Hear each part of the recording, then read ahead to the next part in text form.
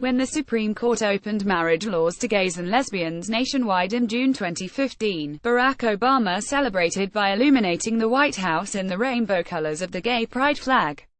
2 years later, such a gesture from the president seems inconceivable. On July 26, Donald Trump tweeted that transgender soldiers would no longer be allowed to serve in America's military. On the same day, the Department of Justice (DOJ) unexpectedly took a stance on a case in New York regarding employment discrimination based on sexual orientation. The nation's civil rights laws, it said, do not protect people against anti-gay bias in the workplace. The case, Sada v. Altitude Express, involves a skydiving instructor who says his sexual orientation cost him his job. In 2010, after Donald Zada told a female customer he was gay, to lessen the awkwardness of being tightly strapped to her on a jump, he said, the woman's husband complained to the company and Mr. Zada was fired. Mr. Zada died in a jumping accident in Switzerland before the case went to trial and has been replaced by state executors as plaintiffs.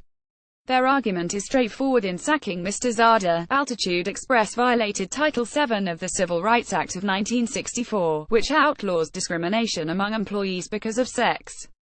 In April, a three-judge panel of the Second Circuit rejected this claim, but in the autumn the full Second Circuit will revisit the issue.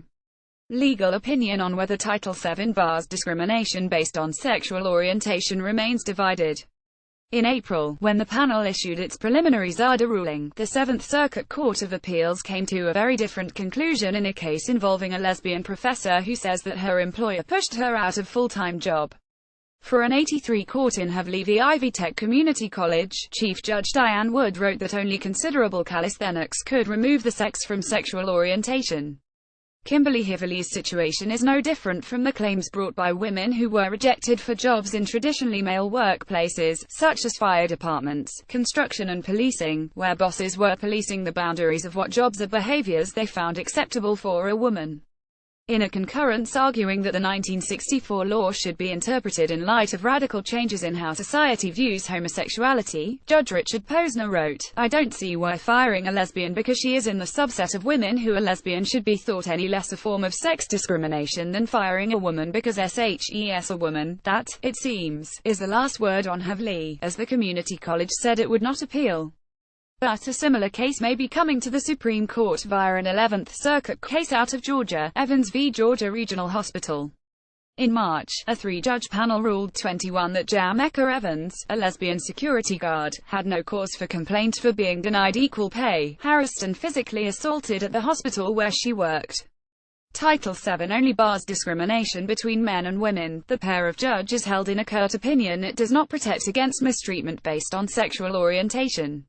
Lambda Legal, a civil rights group, is preparing a petition to the Supreme Court challenging the ruling.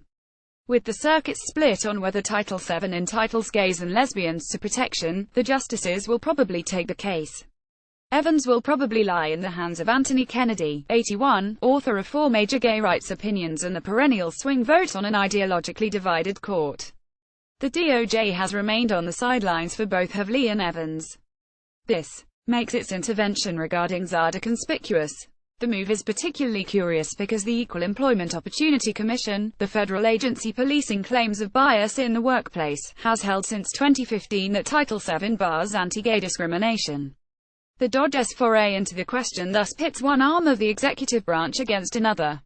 What is the basis of the intervention? The brief reiterates the familiar argument that Congress has never amended the Civil Rights Act to cover sexual orientation explicitly. Any efforts to amend Title VII's scope should be directed to Congress, the DOJ argues, rather than the courts. Using the example of gender-segregated employee bathrooms, the department also claims that an employer does not engage in sex discrimination when it accounts for a sex-based difference without treating either sex worse than the other. This is precisely the position which the Supreme Court shot down 50 years ago in Loving v. Virginia, a landmark decision overturning laws barring interracial marriage. Virginia and other states claimed that their bans on black-white mixing at the altar did not constitute racial discrimination because they applied equally to whites and blacks. Both races were barred from marrying the other. Likewise, the DOJ says that anti-gay bias does not count as sex discrimination because it applies to men and women alike. When the liberal-leaning Second Circuit hears Zada again this autumn, the plaintiff's chances are strong. But ultimately, everything depends on how the Supreme Court sees the matter, should it decide to review Evans. But whatever further advances the justices make in the cause of equality, don't expect any rainbow lights on the White House.